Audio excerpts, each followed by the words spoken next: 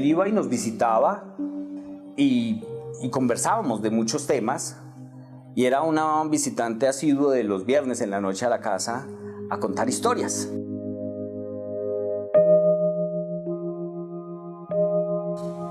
¿Qué había pasado? En una de esas visitas a su casa, él me llamó a su habitación y yo fui con toda la inocencia del caso, y él estaba en bata, levantadora,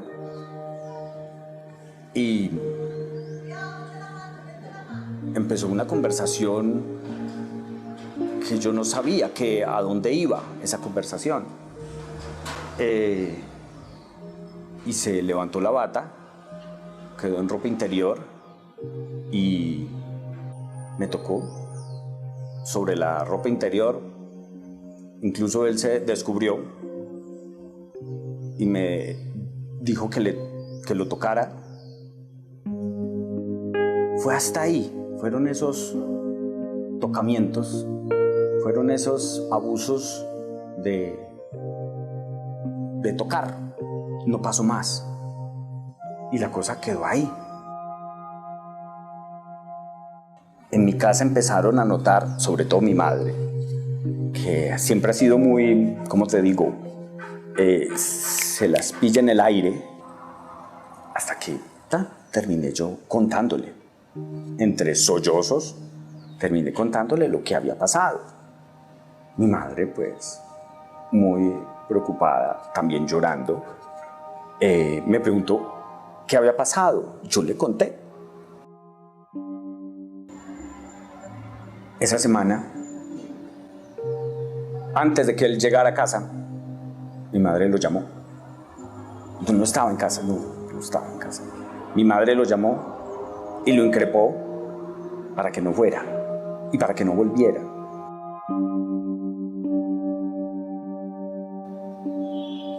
De alguna manera yo respiré aliviado, como que ya no vamos a tener esa visita de todos los viernes, que al principio era súper espectacular, pero que luego se había vuelto cansina y pesada.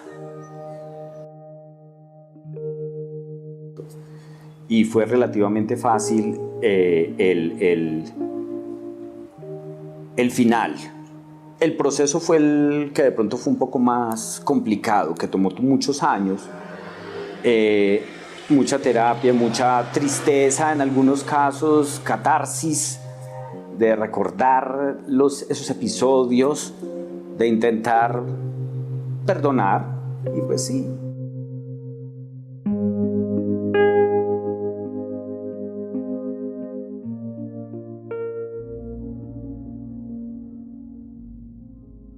Yo recuerdo vivamente que él me dijo, cuando te vayas a confesar, o sea que como que lo que habíamos, en plural, hecho estaba mal, en realidad lo había hecho él a mí, pero cuando te vayas a confesar, no digas mi nombre para que yo no tenga problema.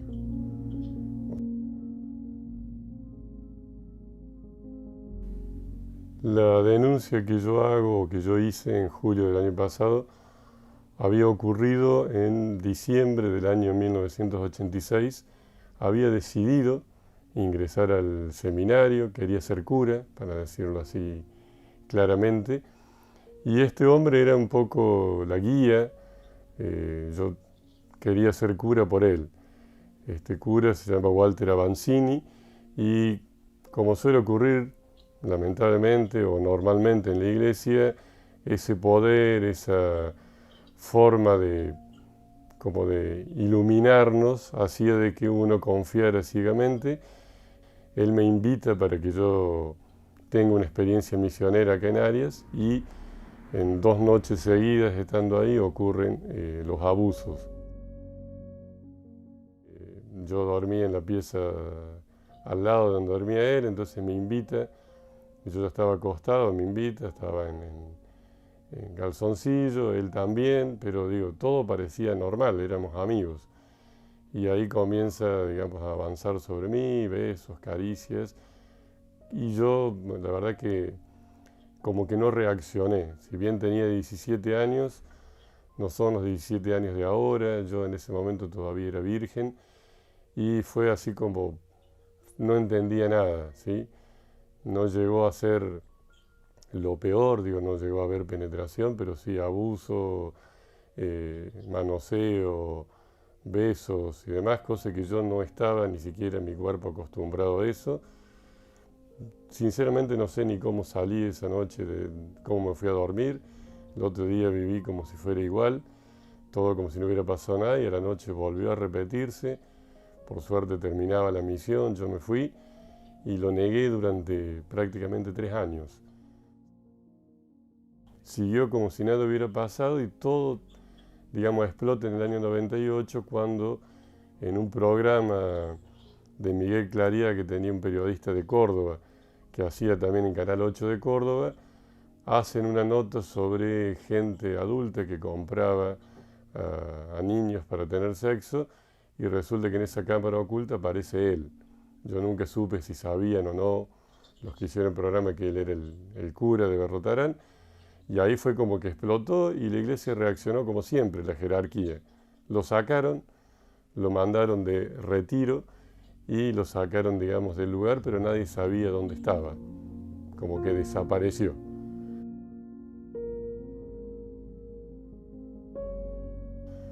La iglesia, digamos, actualmente, el Papa argentino, que conoce muy bien todos los abusos de Argentina y del mundo y no hace nada, dicen que todas las denuncias tienen que ser en la iglesia, es decir, jamás, más allá que por ahí lo pongan por escrito en alguna cosa, quieren que todo quede en casa, digamos, que no salgan, que no salga para afuera, podríamos decir, ¿sí?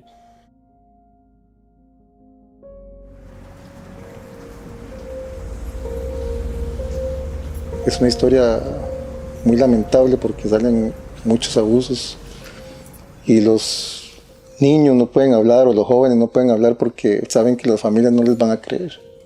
Entonces yo hablo hoy y alzo mi voz para que no vuelva a pasar, para que las familias sepan que no con cualquiera los hijos pueden estar a salvo.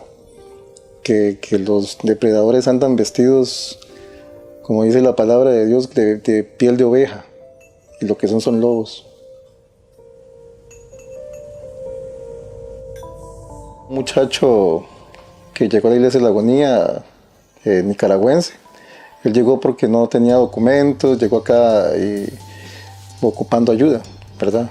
Entonces él llegaba varias veces a la Agonía. Un día llegó y me dice: Ariel, ven acá, yo le tengo confianza a usted. ¿Usted cree que es bueno o es factible que un sacerdote le pida a uno tener intimidad por dinero? Y le digo: no, de ninguna forma. Digamos, eso no es aceptable, mucho menos en un sacerdote. Entonces él me dice a mí: es que vieras que Oscar me dijo a mí que si él me daba dinero, pero tenía que dejarse penetrar.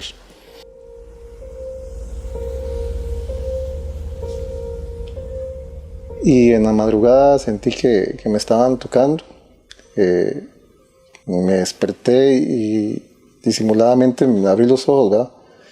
Sentí que me estaba tocando dentro del pantalón y afuera. Entonces ahí el corazón me comenzó a quererse salir del pecho, como dicen. Me paré de ahí, él se volteó para el otro lado y yo salí del cuarto. Esa madrugada la pasé fuera de la iglesia, ahí dando vueltas para que amaneciera e ir a hablar con el principal de la iglesia de la Agonía a nivel centroamericano. Y yo me quedé callado, confié en ese sacerdote que dijo que iba a trabajar el tema y me desaparecí, no me di cuenta, pero a lo que yo veo no hicieron nada. Me regañaba yo mismo, me señalaba yo mismo porque debía hacerlo en ese momento. Tal vez no hubiera abusado de más niños como lo hizo después de que pasó conmigo.